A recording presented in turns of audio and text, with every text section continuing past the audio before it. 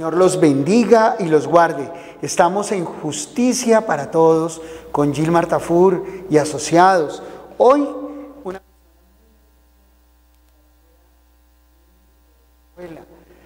psicóloga neuróloga, psicóloga clínica, y la doctora también va por el lado forense. Así que esta evolución de la doctora es una arma muy especial que tenemos en el equipo legal. Y hoy vamos a hablar de algo que les va a interesar muchísimo. Van a aprender mucho. Este es un programa de interés público. Van a aprender tantísimo porque todos los que están detrás de la pantalla, todos los que están en sus casas, en algún momento de su vida van a tener que enfrentar una situación como esa, como es la de rendir un testimonio bajo juramento.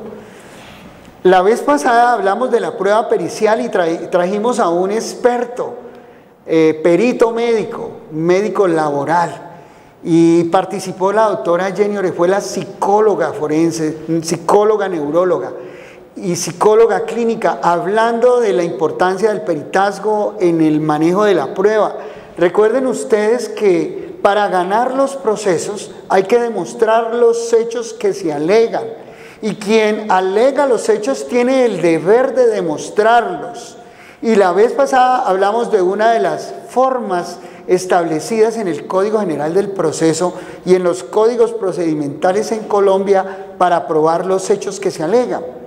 Y hablamos del peritazgo, pero hoy nos vamos a centrar en el testimonio, su importancia, la psicología del mismo, cuando alguien está diciendo verdad o mentira como elemento importante para el análisis crítico de la versión que rinde el sujeto puesto a disposición de un órgano investigativo o de un juez de la República.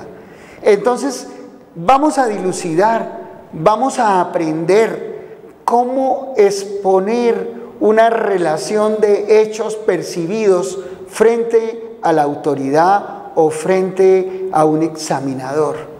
Importantísimo también que con la doctora Jenny, que hemos manejado asuntos de alienación parental, asuntos de violencia, y donde el testimonio ha sido fundamental para determinar la razón de hecho alegada por nuestros clientes, por las personas que representamos y que defendemos. Ustedes van a aprender hoy cómo rendir correctamente un testimonio, partiendo del hecho que lo que ustedes le van a narrar al juez, al fiscal o al examinador es la verdad percibida. Sin más preámbulos, entramos en una conversación muy rica, porque de eso se trata, y con una invitación especial. Ustedes pueden interactuar y preguntar lo que quieran en materia de derecho. Total. Y en materia de psicología forense y en materia de neuropsicología. Ustedes tienen el reto de preguntarnos lo que quieran, sin problema. Pregunten lo que quieran, porque esto es Justicia para Todos con Gilmar Tafur y sus abogados asociados, y con un equipo formidable al lado de una persona tan especial como la doctora Jenny. Buenas tardes, apreciados televidentes. Es verdad, o sea, hoy les queremos a ustedes indicar las rutas puntuales que ustedes deben tomar en el momento en el que ustedes estén pasando por situaciones que ustedes consideran que no pueden ya manejar. Entonces, estas situaciones son las que vamos a delegar aquí con el caballero, el doctor abogado Gilmar Tafur y asociados. Nosotros somos los asociados, el grupo de personas multidisciplinar que elaboramos en el bufete de abogados del doctor Gilmar. Entonces, lo que queremos es hacer algo muy puntual, más que prepararlos, pues es primero indicarles la ruta, doctor, porque muchas personas se pierden en ese camino, ¿no? Entonces, están pasando un proceso de divorcio, están sufriendo no solamente el abandono físico, sino el abandono en la parte emocional y en la parte económica. Entonces, como están pasando por fases tan agudas, depresivas, de ansiedad, de vulnerabilidad, por lo general las personas pues quedan paradas en el vacío. Ahí es que venimos nosotros a intervenir. Por eso lo importante, televidentes, de tomar esta ruta que es la que les vamos a indicar. Y algo muy importante, aunque le cuarto, doctora, y es que es una obligación del abogado preparar al testigo, no para que diga mentiras, sino para que sepa cómo presentarse ante un examinador de versiones. Me refiero a los fiscales, me refiero a los jueces, porque usted, o a la contraparte, a los abogados, porque usted en ese interrogatorio usted va a ser tratado de ser confundido, y los abogados que le representamos vamos a tener que estar muy activos para objetar la pertinencia de la pregunta. Es importante esta última parte que usted acaba de decir, porque la falta de experticia y la falta de experiencia en un caso puede llevar a que se pierda dicho caso, a que la persona salga vulnerada y que pierda una parte importante no solo de su vida, sino de su parte económica. Entonces, si nosotros tenemos la dificultad o la problemática y vamos a ser mal asesorados o estamos viendo que no están saliendo las cosas como queremos, ustedes pueden retomar y dirigirse hasta donde el doctor Gilmar, a la oficina que está ubicada en el edificio Colombia, en el piso 5 de la ciudad de Cali. Ahí los atenderemos, apreciados televidentes. Entonces, vamos a contextualizar un poquito haciendo un ejemplo con un caso, porque a las personas les encanta esto, porque nosotros queremos dar una preparación óptima, queremos que ustedes se den cuenta que estamos con las puertas abiertas esperándolos para que ustedes tomen una decisión adecuada, para que ustedes nos busquen a nosotros, porque nosotros estamos con el corazón, con las manos, con la preparación y sobre todo llenos de Dios para guiarlos a ustedes. Imagínense que enfrente del testimonio aparece la persona que tiene un derecho vulnerado y esa persona se enfrenta como testigo en un interrogatorio de parte, un interrogatorio que le puede hacer el juez o que le puede hacer la contraparte. Ese sujeto que demanda que se le reconozca un derecho o que contesta una demanda necesita una preparación tanto psicológica como muy formal para enfrentar el evento al cual se le pone en presencia. Es decir, en presencia le puede poner a usted una situación de hecho, porque no se le va a poner a usted situaciones de derecho, porque el derecho lo alegamos los abogados y lo reconocen los jueces, pero usted como víctima o como demandante o como actor en ese proceso, usted tiene que estar muy preparado para soportar el interrogatorio. Y el interrogatorio es para el actor en forma activa, es decir, al demandante, o en forma pasiva, que es el demandado. Si usted no está preparado para responder el interrogatorio psicológicamente, en relación a la forma como usted debe narrar los hechos que vio, eso hay que trabajarlo con el testigo. Y esta parte que dice, doctor, es importante y es crucial, porque ahí es donde vienen los fallos. ¿Por qué? Porque volvemos al punto de que una persona está vulnerada en ese momento, está pasando por una fase pues que es fuerte, porque está perdiendo su hogar, está perdiendo su pareja, exponiendo un caso como si fuese un divorcio. Entonces esta persona está actuando casi que motivada por la tristeza, el enojo, en caso tal de que hayan sido vulnerados sus derechos. Entonces ahí nosotros entramos a participar, primero a hacer una asesoría psicológica para que esta persona pueda desahogarse, para que ella pueda contar de cómo se siente, cómo están sus emociones, cómo están sus hijos, cuando hay hijos. Entonces si nosotros no hacemos este acompañamiento y la persona va y se presenta ante un juez, ante un juicio, no va a poder soportar ese interrogatorio tan fuerte que se hace en esos escenarios legales. Y usted conoce de los muchos casos que ha trabajado conmigo, doctora, casos de vulneración muy grande, pero que la persona que tiene esa vulneración pierde porque no tuvieron una preparación adecuada. Y nosotros hemos ganado todos los casos que hemos presentado, afortunadamente, porque preparamos a nuestro paciente, a nuestro cliente, lo guiamos, sí. Yo quiero contar un caso puntual que ahí tuvimos como ciertas diferencias, porque a veces pasa, eso hace parte pues como del engramaje y de la situación que vivimos con nuestros clientes, en mi caso pacientes, de un joven que había sido abusado por el padre. Terrible. Que lo llevaba el IMPEC, pues llegaba el muchacho pues con sus esposas y todo allá, y había sido vulnerado, o sea, en sus derechos. Este joven supuestamente estaba siendo demandado porque él había sido acusado de haber tocado indebidamente a su hermana menor. Ajá. ¿Recuerda este caso, doctor? Sí. Bueno, entonces miren lo que pasó. Yo percibí exactamente que el joven sí había hecho eso, era menor de edad, todavía era menor de edad. Entonces yo percibí que él estaba siendo vulnerado y que también había algo detrás de eso, y cuando fue a las sesiones logré sensibilizar esa parte de él para que él pudiera expresarse, para que él pudiera contar la verdad.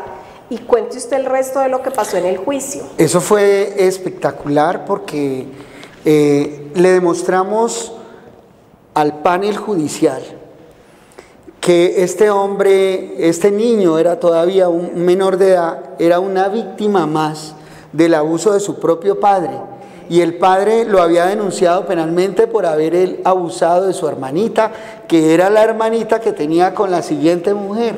Okay. Sí. Este muchacho fue censurado, se lo llevó a que recibiera una educación especial, pero salió bien librado, gracias a Dios, y hoy en día trabaja en una línea de aviación.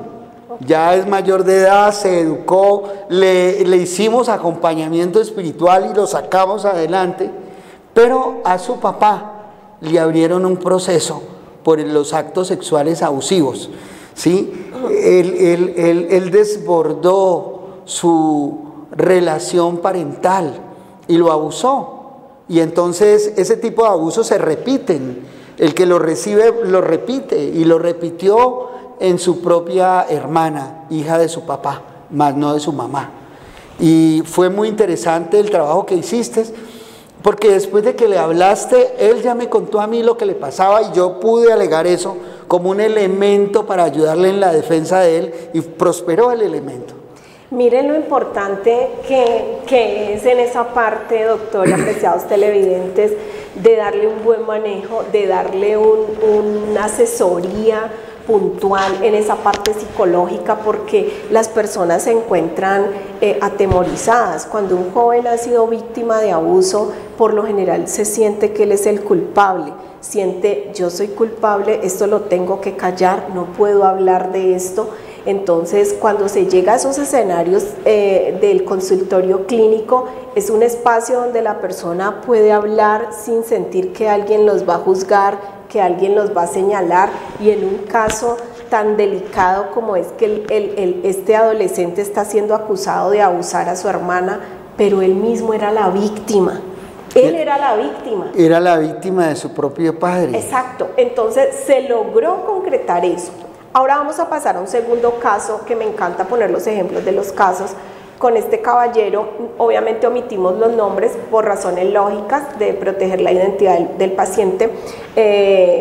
Este caso de este hombre que se casó, él siendo creyente, se consigue una persona aparentemente creyente, se vende como una persona creyente, se acerca a él solo en su trabajo, se casa con él porque ella pues lo persuade, lo ve vulnerable, solo, entonces se casa con él. En cuanto se casa con esta dama, entonces esta dama se transforma en una persona completamente diferente a lo que inicialmente se había vendido. Entonces esta dama empieza a vulnerar a este caballero, a lastimarlo y a violentarlo psicológicamente. Y físicamente. Y físicamente. Y económicamente. Okay. Entonces, allí nosotros tenemos que tener mucha sabiduría, porque hoy con el enfoque de género a los hombres no le creen, por eso necesitan, cuando tengan ese tipo de situaciones, hombres y mujeres, que tengan una asesoría plena, tanto para la presentación en los procesos, en la materia probatoria, cuando se interroguen sus testigos, así como en el análisis de su prueba. Nosotros estamos en capacidad, básicamente con la psicóloga forense y neuróloga psicóloga, de analizar la prueba testimonial aportada por la parte y la contraparte y poderle dar muchos elementos al panel judicial o al juez de la República o al fiscal para apoyar la causa que vamos a representar y que defendemos. Ese caso, un caso muy doloroso, porque el hombre queda totalmente quebrado, pero nosotros lo respaldamos bien, le diste un excelente peritazgo y de ese peritazgo se derivó el éxito procesal de ese personaje, muy agradecido finalmente. Y te acuerdas el caso del gobernador indígena, ¿no? ¿Te acuerdas? Maltratador, que el caso fue muy resonado en los estrados judiciales porque era de una violencia suma.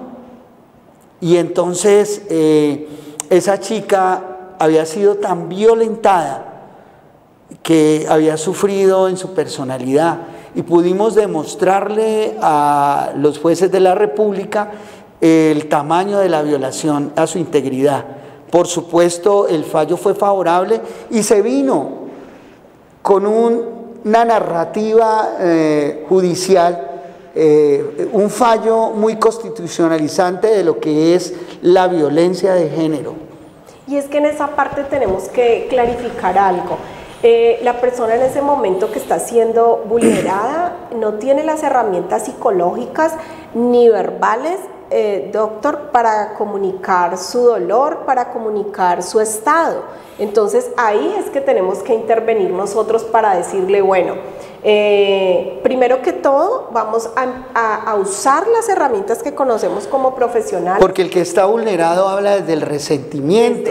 Y entonces cuando va a un juicio resentido lo que hace es revictimizar, siendo la víctima, vuelve víctima a su contraparte que lo victimizó. Entonces esa parte de neutralizar esa parte emocional, esa área emocional, hace que la persona aterrice todas esas emociones y pueda defenderse adecuadamente, porque si vamos ante un juicio, usted puede estar muy dolido, muy dolida, porque le han hecho cantidad de cosas, pero si usted en ese mismo instante entra a atacar a su atacante, o sea, usted ya no es la víctima.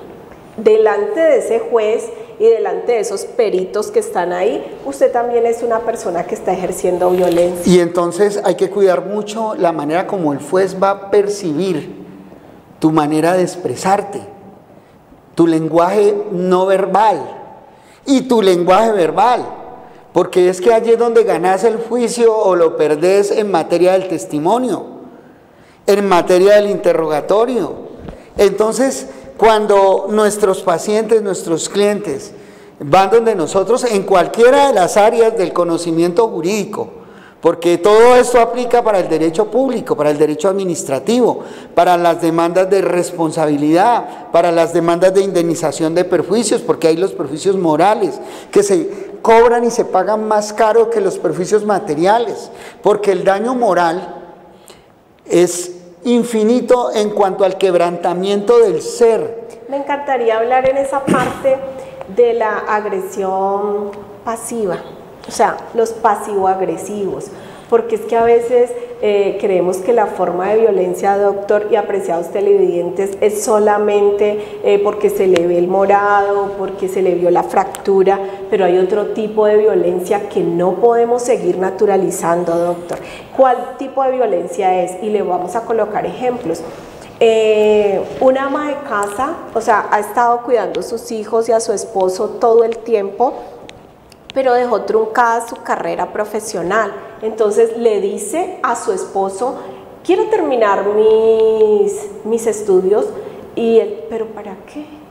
O sea, tú tienes que quedarte aquí en la casa, tú ya tienes unos hijos que te necesitan, son adolescentes, ella tiene que hacerles absolutamente todo, llevarles todo a la casa, los jóvenes no saben ni hacer un arroz. Entonces esta dama es una forma de violencia pasivo-agresiva. Entonces, este tipo de además es violencia, convertir a la persona en un instrumento y en un objeto de... como una empleada casi. Es una empleada, claro. Es desconocer al ser, desconocer la esencia del ser y la posibilidad de que ésta desarrolle su persona. Y cuando uno impide de una manera o de otra que una persona desarrolle su personalidad, uno lo está violentando. Y esa es otra forma de violencia. Y la otra ejercida de la mujer hacia el hombre, pasivo-agresiva, que tenemos casos puntuales donde estas damas ven al hombre solo como la parte financiera, la parte económica. Billetera. Exacto. Entonces, inclusive etiquetan a su esposo con apodos relacionados con la parte económica y el hombre lo naturaliza. Entonces, no, pues yo soy la billetera en la casa, yo soy el que doy, y esta persona se siente que él es un objeto, o sea, es un instrumento. Es un instrumento. Se instrumentaliza al otro o a la otra. Y es una forma de violencia. Y es una violencia que no es de género, es una violencia intrafamiliar, es una violencia real y es una violencia que se puede alegar como una de las causales de maltrato. Y lo más importante y lo que tenemos que tener en cuenta cuando pasan estas formas de violencia pasivo-agresivas dentro de los contextos o escenarios familiares, resulta que los hijos reproducen este tipo de violencia y la naturalizan y luego la van a aplicar. Entonces, una niña que está escuchando todo el tiempo que su padre es un objeto y es la persona que solamente aporta económicamente, pero que no se le ve como una figura de autoridad y que no se le mis pautas respeta de crianza son basadas en que yo uso a los hombres para que me den un estilo de vida bueno, que me den las cosas que yo quiero, pero no les enseño a qué es la figura de autoridad también en casa. Entonces yo estoy reproduciendo esta forma de violencia y estoy favoreciendo de una u otra forma un daño psíquico y psicológico a mis hijos. Es una cosa que se está dando mucho y que usted, si tiene que enfrentar un proceso, ya sea en calidad de demandante o demandado, necesita el apoyo integral, un apoyo integral, porque no debe ser solo el apoyo del abogado, no, debe usted tener un apoyo muy congruente y completo e integral de diferentes áreas del conocimiento para que la saque del estadio, porque hay gente que por ahorrarse un peso, no hace lo que tiene que hacer en el tiempo oportuno. Eso sí que es importante, doctor. Hay personas que dicen, qué costoso este peritaje, ¿por qué tengo que pagar yo todo eso? Y cuando están en el proceso del juicio y no les está yendo bien, entonces se devuelven y vienen a buscarnos, o sea, ahí han gastado más. Porque si de entrada dicen, yo quiero asumir el acompañamiento que me dan los profesionales que pertenecen a Gil Martafuri Asociados y lo hace desde el principio, pues su proceso se va a garantizar de que va a ser exitoso. Claro, y el éxito de un proceso depende del buen consejo legal, del buen consejo integral en las diferentes áreas del conocimiento. Hay gente que se va para una audiencia de conciliación sin abogado y allá lo coge la parte más viva y le da vuelta seca y lo pierde chicha, calabaza y miel, como dice el dicho popular, por no haber tenido una adecuada representación. Entonces hay que hacerse representar adecuadamente. Para eso hay unos teléfonos que son muy importantes, ahí hay un WhatsApp en el cual usted puede conectarse y nosotros le vamos a orientar. Justicia para Todos con Gil Martafuri y sus abogados asociados es un éxito. Llevamos más de 40 años representando cientos de causas en las diferentes áreas del derecho con un excelente equipo de profesionales en todas las áreas del derecho y en las áreas de apoyo del conocimiento forense. Por ejemplo, el conocimiento neuropsicológico, que la gente no lo aplica. Pero si lo aplicáramos para hacer el análisis del testimonio o para preparar nuestros testigos. Y es importante porque resulta que cada persona tiene una forma diferente de almacenar los recuerdos, de procesarlos. Entonces, muchas veces le hacen la misma pregunta a la persona, al niño, y no es que esté mintiendo, sino que de acuerdo a los factores externos y en cada escenario, él puede devolver ese recuerdo de formas diferentes. Lo único que no se altera es como la dinámica de lo que estuvo hablando, ¿no? No altera el escenario, no altera el relato, pero puede usar palabras diferentes y a veces se interpreta como si fuera mentira. Y cuando hay alteración del relato en menores, que es muy común, se está dando y se da y la gente pierde porque no se asesora bien. Por ejemplo, en los casos de alienación parental que tú has conocido, que se presenta un menor en una cámara Hexel y el menor va y le miente a los psicólogos forenses y los engañan, le creen. Cuando luego hemos podido dilucidar que ese testigo mintió, pero porque estaba alienado. Bueno, yo quiero ahondar un poquitito en eso porque eso es bastante delicado y es muy triste a la vez desde la parte psicológica. ¿Por qué? Porque resulta, doctor y apreciados televidentes, que hay niños que se han criado en unos contextos y en unos hogares de mucha manipulación y de mucha mentira. Yo conozco niños en mi consulta clínica, son víctimas, pero han sido entrenados para mentir de una forma tan hábil y tan convincente porque ellos ya naturalizaron ese estilo de comunicación. Recordarle a los televidentes algún caso de esos que hemos conocido, ese caso típico que nos dolió tanto, recordarle cómo manipularon a una niña y cómo sacamos al tipo después de una condena de tantos años, con otro abogado por supuesto, cómo salió de ese asunto tan delicado. Prácticamente cuando pasa esto, doctor, es porque el niño ha tenido un entrenamiento y ha tenido unos escenarios que se basan solo en la mentira. Por ejemplo, hay niños que van a mi consulta y me dicen... Y la repetición, ¿no? La repetición. Entonces, es como aprenderse un guión, ¿no? Entonces, el niño en ningún momento está usando un lenguaje no verbal que nos arroje nervios, que nos arroje que está angustiado o que está tranquilo, está relajado, se está expresando de una forma natural. Entonces, no, el niño no está mintiendo, pero no tienen presente las particularidades. ¿Cuáles son las particularidades?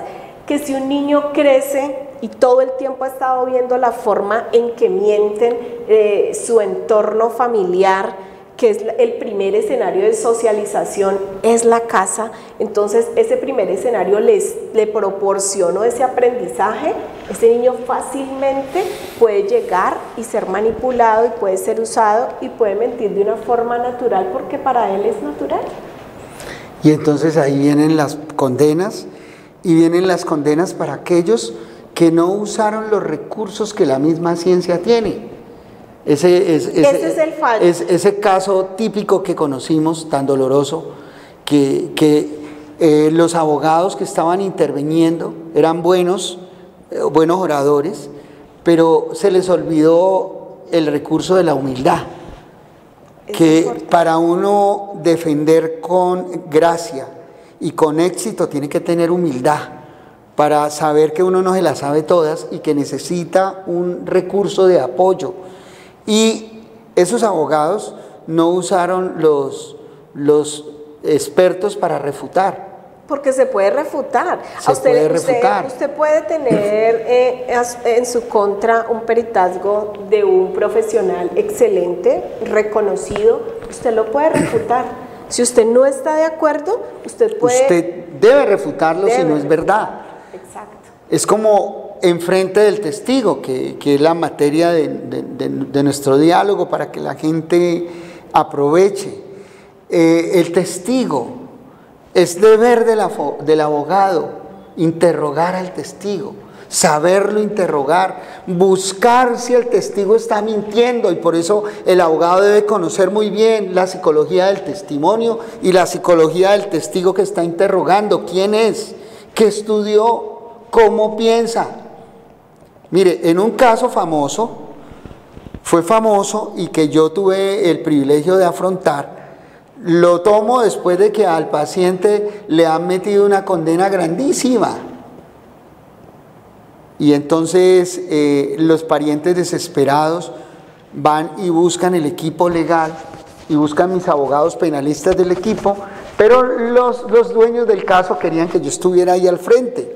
Pero tú no estuviste, sino que les hiciste una asesoría. No, y me tocó estar al frente, me tocó que ir a alegar, me tocó que ir a debatir, me tocó que controvertir, me tocó que sustentar. Inmediatamente, una vez yo sustenté e interrogué al testigo clave, al testigo estrella de la fiscalía, el juez se pronunció con un fallo. Después de una condena de más de 30 años, puso al paciente en la calle, porque antes habían engañado al juez. Pero el deber del defensor, el deber del abogado, el abogado primero tiene que ser integral, tiene que tener un conocimiento integral de la situación. Era mostrarle cómo habían mentido los testigos estrellas de la fiscalía. Y entonces la juez revocó su propio fallo y mandó a ese hombre para la cárcel. Solo que ese hombre andaba en malos caminos. Yo le dije, mire, esta es la oportunidad que te da Dios para que cambies el sendero de tu vida, porque después de una condena de más de 30 años vas a salir. Y el daño psíquico que ha tenido esa persona estando 30 años detenido. Pero la clave era que ese hombre no había cometido el delito que le imputaron, no lo había cometido.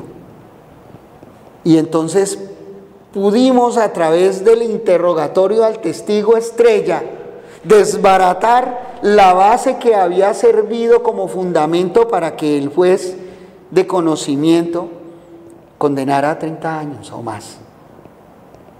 El juez se dio cuenta que le habían mentido, que le habían metido los dedos a la vaca, que lo habían engañado, que el fiscal había sido instrumentalizado por el testigo y por los que querían que esa condena se produjera, porque el caballero este no había cometido un homicidio múltiple, fue una matanza que hubo en el sur.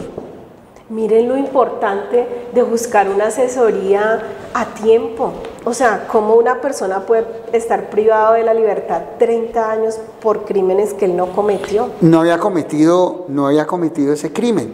Ahora, cuando salió y cuando yo me doy cuenta que su vida sí es una vida del delito, yo le digo, mire, esta es una oportunidad que te da Dios. Busca al Señor, arrepiéntete. Y el tipo, la mamá tenía maestría en matemáticas y ahora tiene doctorado. Y la mamá le lloraba, hijo, compórtate. O sea, él delinquía, pero él no había cometido esos delitos, esos por los cuales lo juzgaron y lo condenaron. Él era... Tenía el INRI. Tenía el INRI, exactamente. Y se lo aconsejó, y este muchacho estuvo encerrado en su casa, en un apartamento, como 8 meses. Después de 8 meses le picó la calle. Sí, recuerdo. ¿Sí recuerdas? Sí, claro. Le picó la calle y volvió a las andadas y a las malas compañías. Miren, papás que me están escuchando, mamás, vuelvan y hablar a sus hijos como nos hablaban nuestros papás. Díganle a sus hijos que las malas compañías corrompen las buenas costumbres, que hay que volver a los principios, que hay que volver a los valores. Y aquí en Justicia para Todos vamos a hacer eso. Vamos a decirle a la gente cómo volver a los valores también, porque esto es muy importante. ¿Sabe qué le pasó a ese chico? Después de 8 meses salió y a la semana lo tiraron de un edificio aquí cerquita y lo mataron. Increíble que nosotros tengamos como en tan poca estima los valores fundamentales de la familia y el acompañamiento emocional que se debe dar en los contextos familiares, porque eso se ha perdido, porque hemos creído que darles cosas materiales. Hay niños abandonados en cuartos llenos de tecnología y de juguetes y de cosas costosas, pero no tienen lo más importante, que es la parte emocional. O sea, esos niños están ahí y puede que la mamá esté a 1 metro, el papá a 2 metros, pero ese niño está solo emocionalmente. Están solos y vacíos, porque a nosotros papás se nos olvidó algo importante: enseñarles a nuestros hijos que es muy importante esa comunión con el Altísimo, que si la perdemos ya no somos nada, perdimos muchísimo. Si perdemos nosotros esa comunión con Dios, también perdemos a nuestros hijos, porque ellos están vacíos sin Dios. Y lo más importante, nadie puede dar de lo que no tiene. O sea, si yo no tengo unos principios y unos valores, yo no los puedo transmitir. Ahora, yo quiero hablar de algo puntual.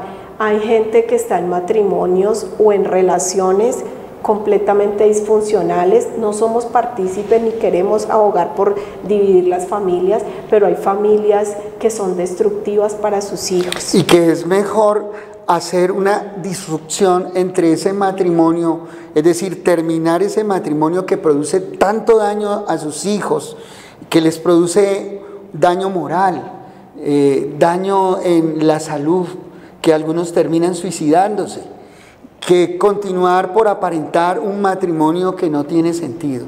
Yo he tenido pacientes, sobre todo adolescentes, me encanta mucho atender a los adolescentes porque se expresan sin temor a ser juzgados, no como a veces nosotros los adultos que queremos aparentar que todo está ok.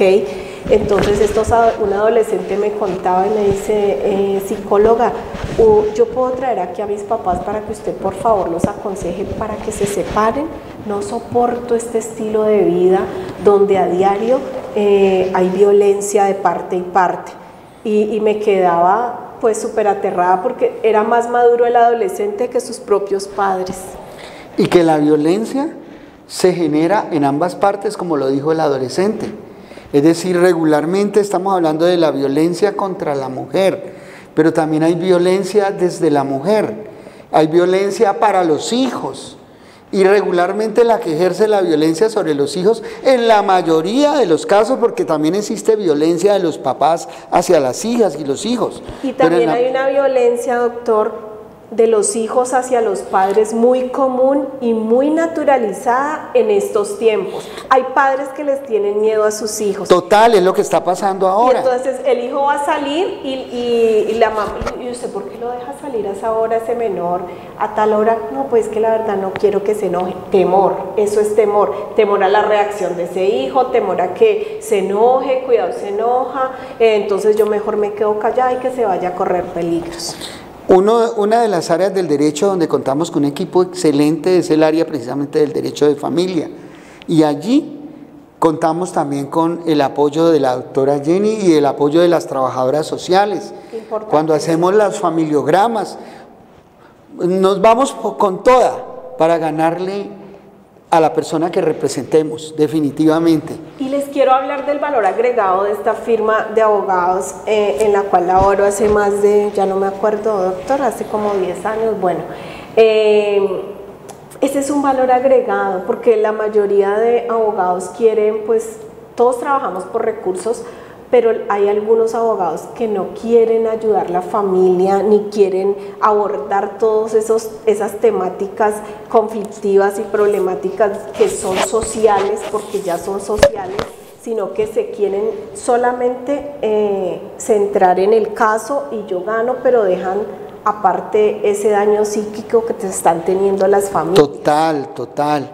Y a veces tenemos nuestros clientes que luego se convierten en pacientes, los tenemos llorando, hombres y mujeres, por la violencia, hijos, por la violencia que han sufrido. Y hemos podido aconsejar, ayudar, en algunos casos que se restauren las parejas y se someten a unas terapias que les pueden ayudar cuando uno encuentra que son recuperables. Pero hay otros casos en los que no, en los que si la persona sigue ahí al lado del otro va a sufrir tanto daño o va a perder tanto tiempo y el tiempo perdido no se recupera. Cuando usted sabe que una relación no tiene futuro, ¿usted para qué insiste?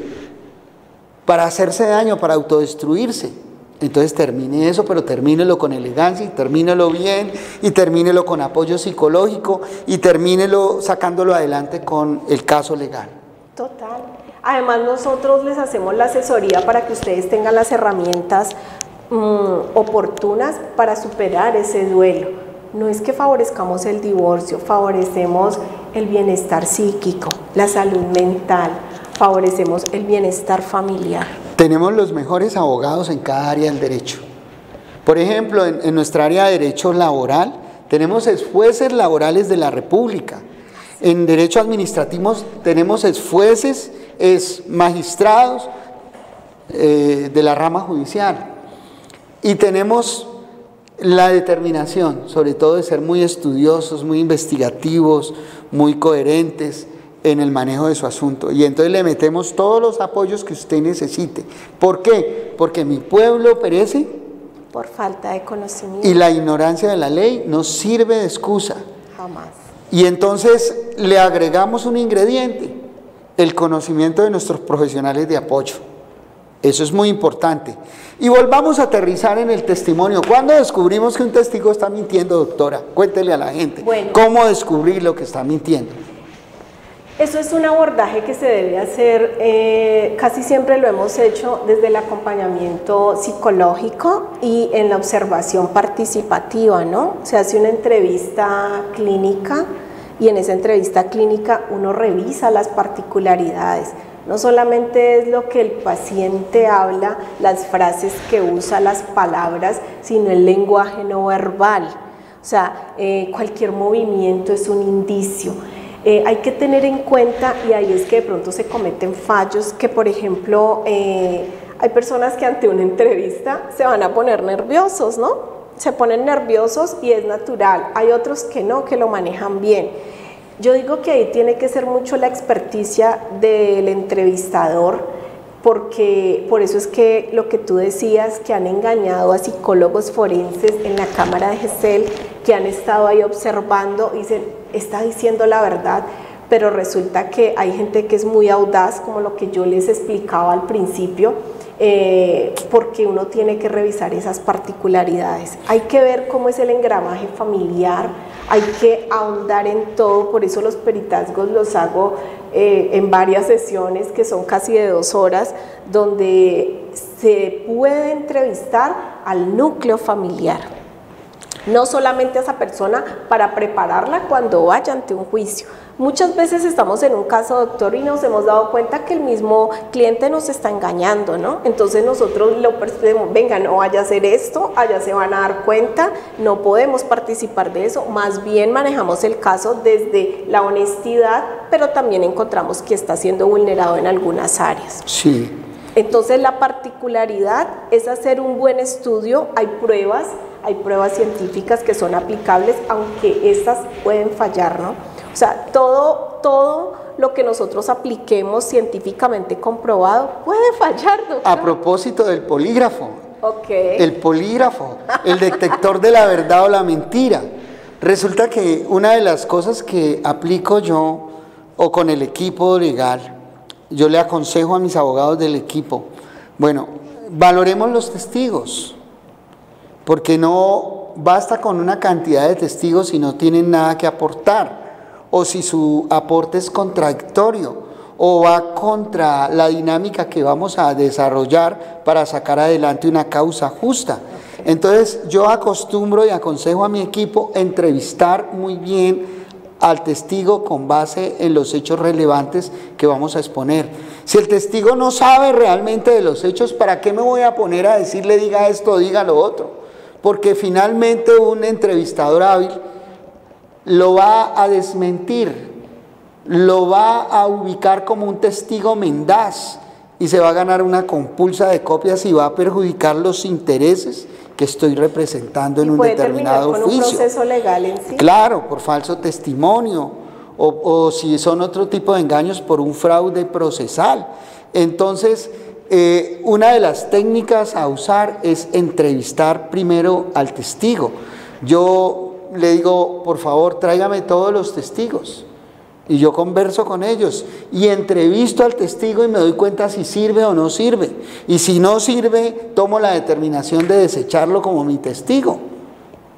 Porque sé que si tengo una contraparte hábil me lo va a destruir y me puede afectar el resto de la prueba que estoy presentando, porque el juez de la República o el tribunal, el examinador, tiene el deber de examinar la prueba total en su integralidad.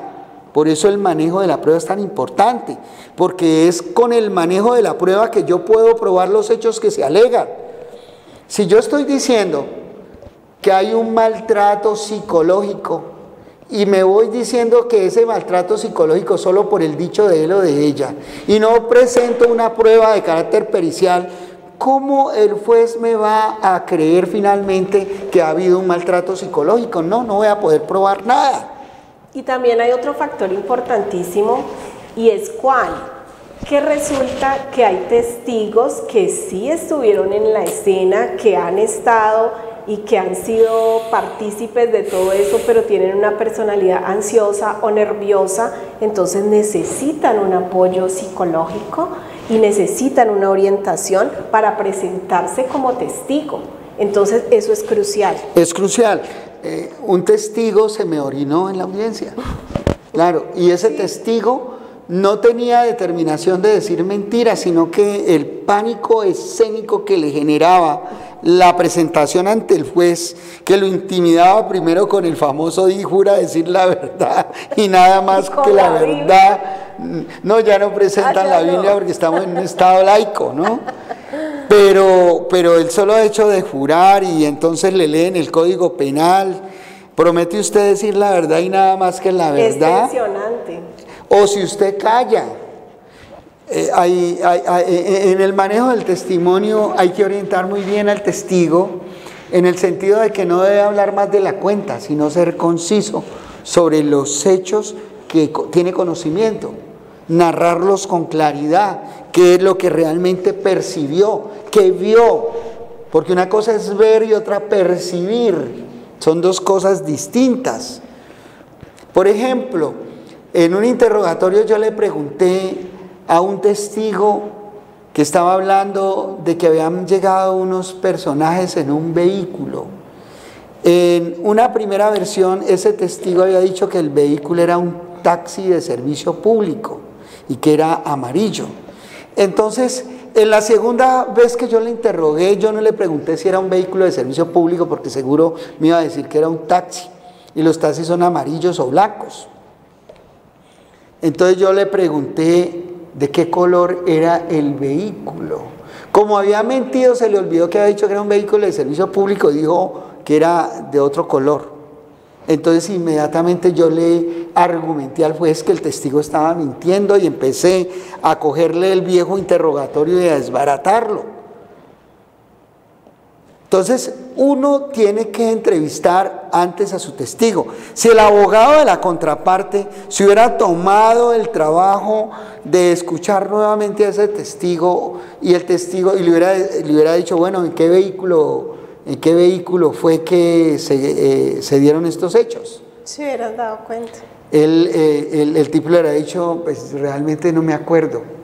O como el chico aquel, muy conocidísimo de un cercano suyo, que quería presentarse, estábamos en la pandemia, ese juicio, era una demanda contra el Estado y quería salir, así fuese virtual el juicio, mal presentado, o sea, con una vestimenta no apropiada, que me tocó pues casi hacer el rol como si fuera la mamá y decirle, jovencito, usted así no puede salir, necesito que me le traigan una camisa blanca adecuada, que se pare frente a esta y deje la risa. Era una risa nerviosa. Hay gente que se ríe por los nervios, pero el juez lo va a tomar como que se está burlando. Entonces, como que no es nada serio. Exacto, entonces ahí es que nosotros hacemos la intervención y empezamos a organizar a la persona para que se comporte de acuerdo al rol donde está. Exacto, era una demanda de lo contencioso administrativo, una demanda muy interesante. Entonces la persona tenía que darle una buena imagen a los magistrados y le iba a dar una mala impresión con la manera como se estaba comportando.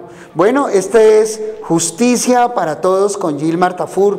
Todos los sábados de 6 a 7 vamos a tener una entrevista con más invitados del equipo, con más personajes interesantes que pueden aportar mucho a su crecimiento en el conocimiento de sus derechos, porque mi pueblo perece por falta de conocimiento. Y la ignorancia de la ley no sirve de excusa. Esto es Justicia para Todos con Gilmar Tafur y abogados asociados y su equipo de apoyo. Hoy nos acompañó la doctora Jenny Orejuela, excelente. Muchas gracias, doctora, estoy feliz que usted haga parte de este equipo. Y el Espíritu Santo que nos guía y nos da lengua de escribiente más ligero. El Señor los bendiga a todos, los proteja y les queremos mucho, querida audiencia. Bendiciones mil. Ahí están los teléfonos.